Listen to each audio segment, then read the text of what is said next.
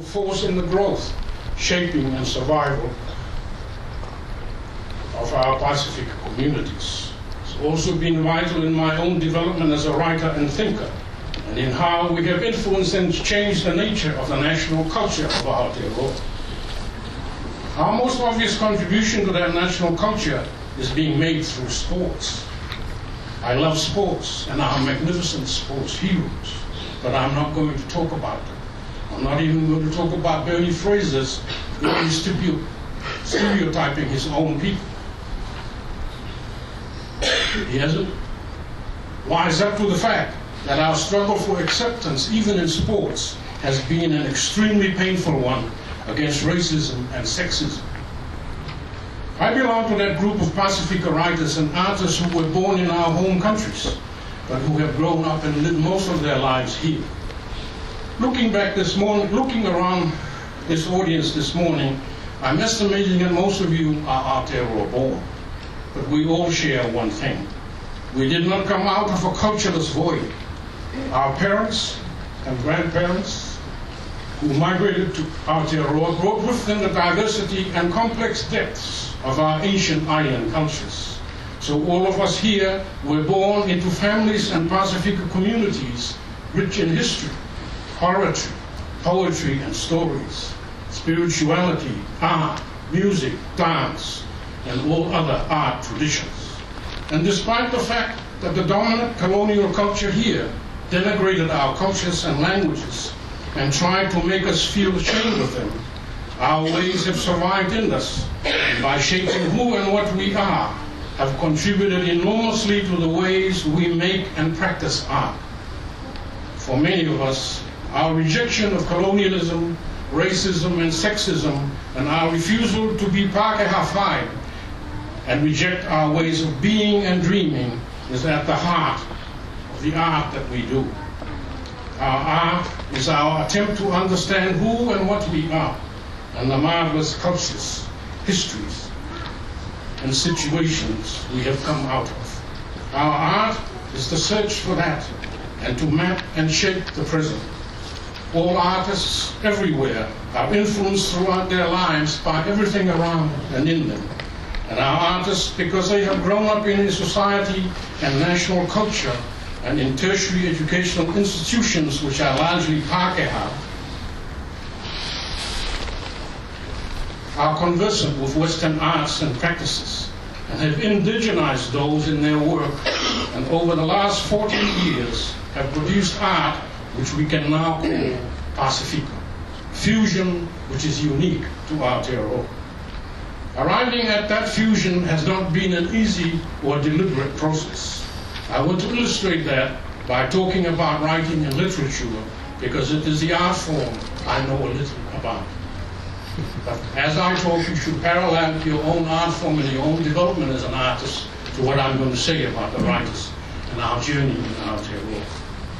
Tangata Maori Renaissance, which began to gain momentum after the Second World War and is now the most successful anti-colonial indigenous arts movement in the world, was and still is a movement we have learned much from in our political and artistic struggle as a minority group in this country.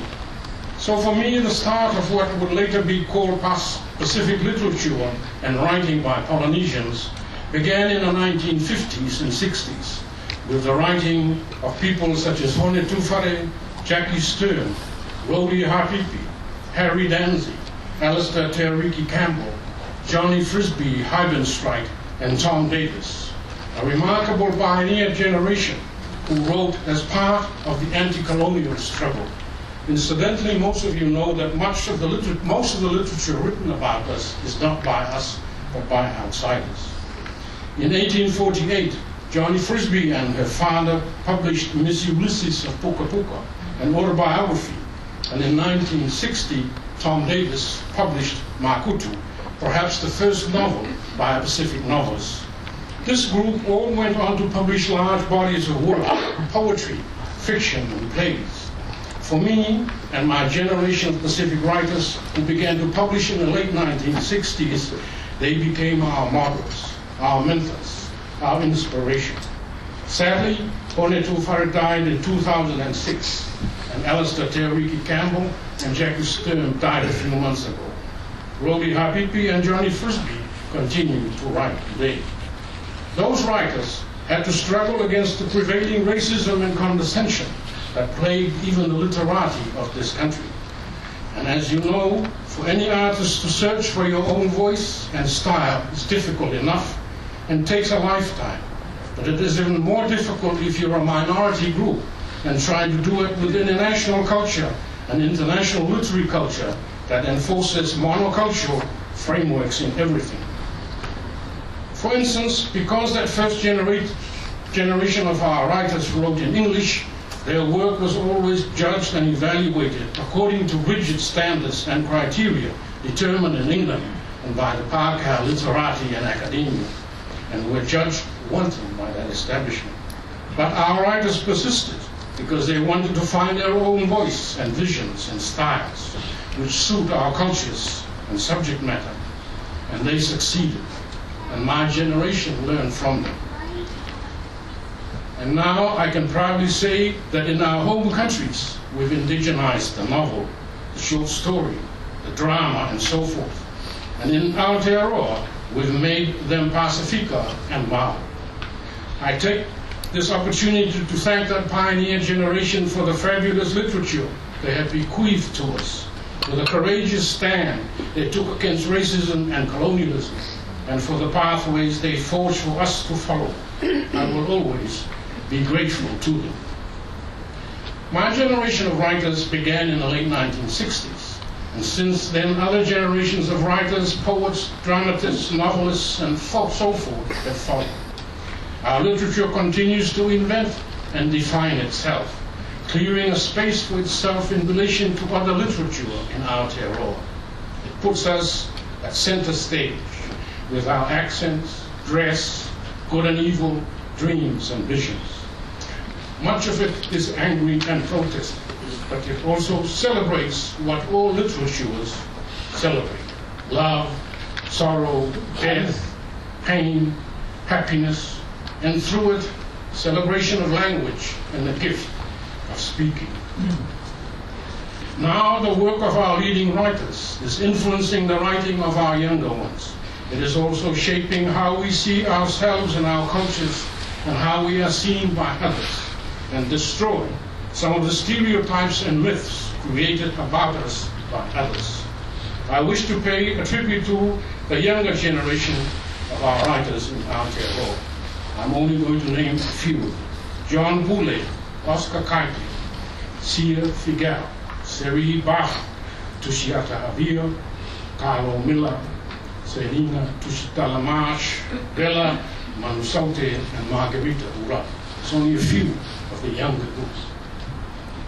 The development of our other arts, such as the visual and performing arts and so forth, have followed a similar pattern, and those artists also have had to struggle to stay alive as artists. Our genealogy as artists, or as tufuma, did not start with the generation I have described or with mine, but stretches back in an illustrious line of artists that go back to our ancient Atua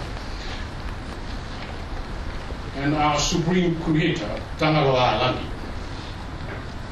I will now foist a poem of mine upon you. Is that okay?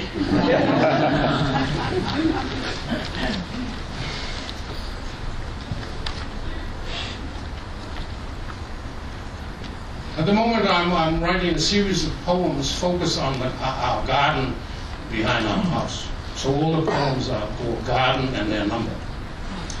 This is Garden 35. It is about Tangaloa and the creation of human beings.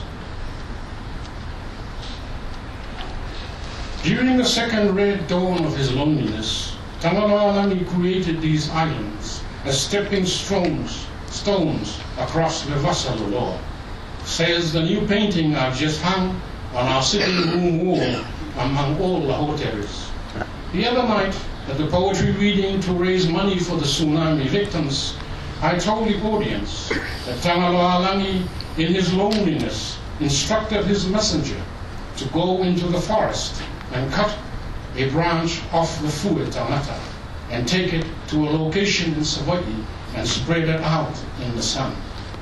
After a while, he told his messenger to go and see what had happened to the Fue. He was told the Fue had changed into Ido, which Tangaloa then reshaped into the first humans, and into them he placed the gifts of Atamai, Poto, Loto, Finangalo, Masalo, and Angala. The place where the Fue Tangata was transformed into humans is now called Malai of the sun. The gifts that Tangaloa gave us are intelligence, cunning, spirit, and so forth. Is that all right? Paul? Yeah.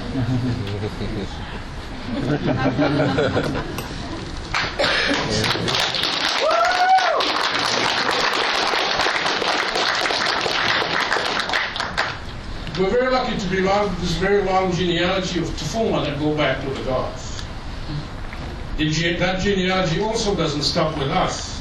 It will stretch into the future with our younger artists and even more artists coming after them. The art and cultural scene in Aotearoa today in relation to us is so different from when I started. It's been a joy for me to see over the last 40 years the dynamic emergence of our arts and artists in Aotearoa. Until now, we are flourishing in all the arts, in all the genres, from writing and publishing to music and dance, to the tau and weaving, to filmmaking and computer art such as animation, to sculpture, drama, design and fashion.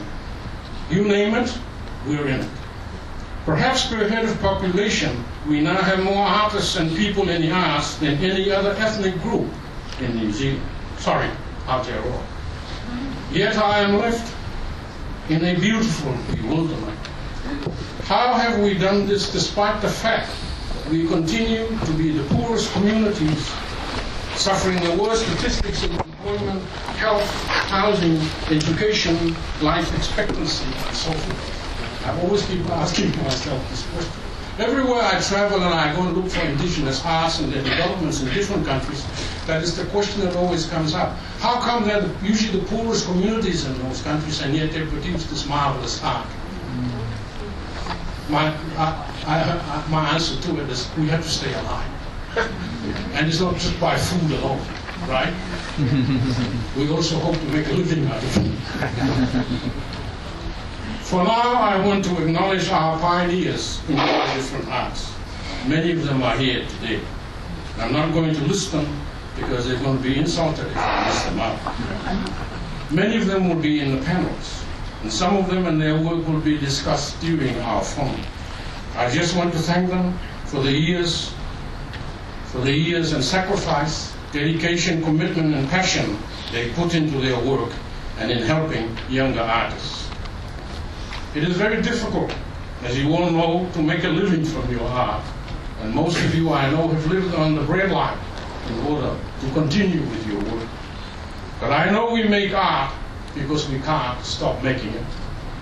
We venture into mystery, and at the end of it, we may produce a painting or a poem or a novel.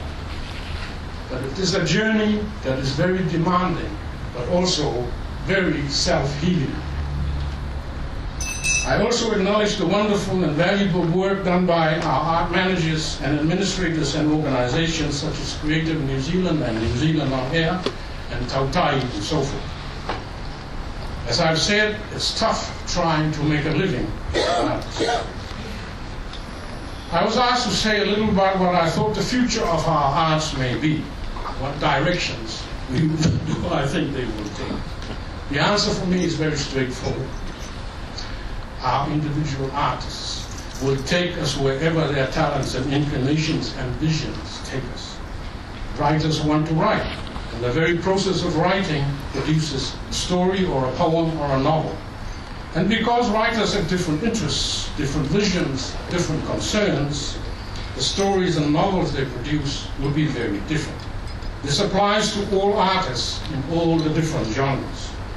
What they are and end up with are also shaped by their times, by the beliefs and styles and tastes, the economic, educational, technological, and scientific conditions of their times, and the prejudices and attitudes of those times, and ultimately by the individual circumstances of the individual artist. If we look back over the last 50 years in Aotearoa, we can now see that those individual creative journeys have produced an area we can call Pasifika arts, with characteristics, features, areas of concerns, recurring styles and motifs that define it and differentiate it from other art in Aotearoa. Similarly, when we look back over the next 50 years or over our next 2 generations of artists, we will see a similar growth and development. But much would be quite different to what we have now. What I'm sure about, though, is that the electronics and the never-ending inventions in technology and the internet and space travel and the exploration of outer space will take our arts to incredible dimensions and areas not even explored in Star Trek. The questions I've always found intriguing are, how come certain art forms and their genres are more developed during some historical periods and not during others? How come some art forms reach wonderful heights in some cultures and not in others? How come in some cultures some of the art forms we know are not developed at all? How come some artists and styles are loaded during certain times and not in others? Perhaps you can continue thinking about those questions for the rest of your life, like I've done. For me, our Pasifika arts of Aotearoa are now very influential, not only here, but in our home islands and around the world. It is part of that magnificent worldwide emergence and resurgence of indigenous ways of life and art, part of that anti-global, anti-colonial desire to be ourselves. To end this ramble, I'd like to read 2 more new poems. Is that okay? I'm going to read 2 poems which are a tribute to 2 of our major art poets and thinkers who have died. The first one is Garden 4, which is in memory of Epeli Hauofa. How many of you are familiar with Epeli's work?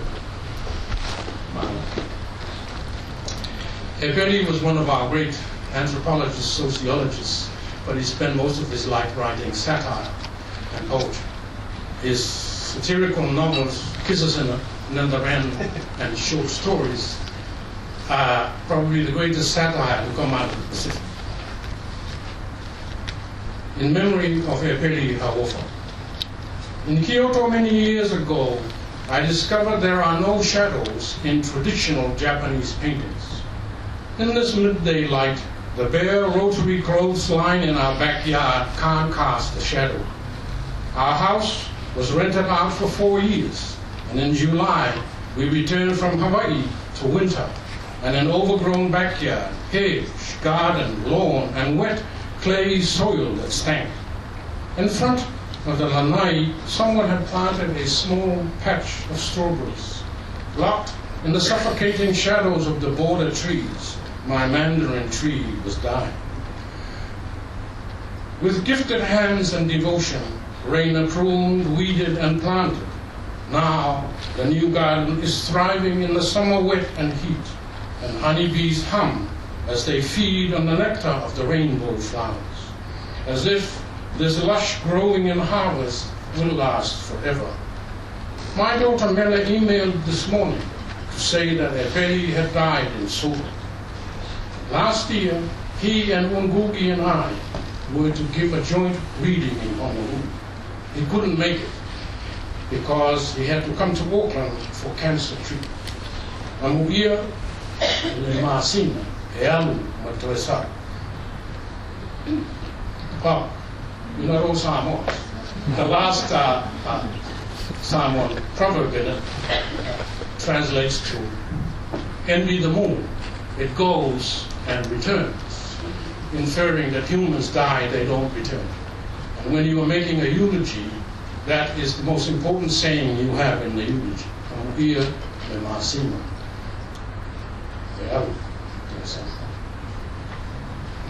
And the last poem is Garden 26. It is in memory of Alistair Teriki Campbell, who was a very important influence in my life and my work. And probably our greatest poet in the English language. While we were having breakfast this morning, National Radio announced that Alistair had died after a long illness.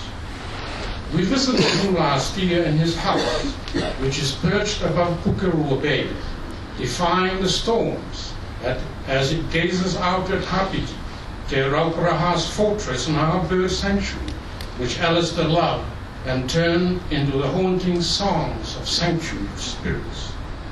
Meg had died a few months before, so he was still in mourning, moving gingerly round his house as if even the air was hurting. He made us tea and wanted to know about the years we had spent in Hawaii. He reciprocated by telling us about Meg's death and how he missed her. Later, he took us into his study and gave us copies of his collections to select from for our anthology, Mauriola. As we were leaving, he led us into the fierce wind and his garden at the edge of the precipice and pulled out 3 young aloe vera plants for us to take home. Today, despite the winter, those plants thrive in our garden. Emmanuel Tato Fota, so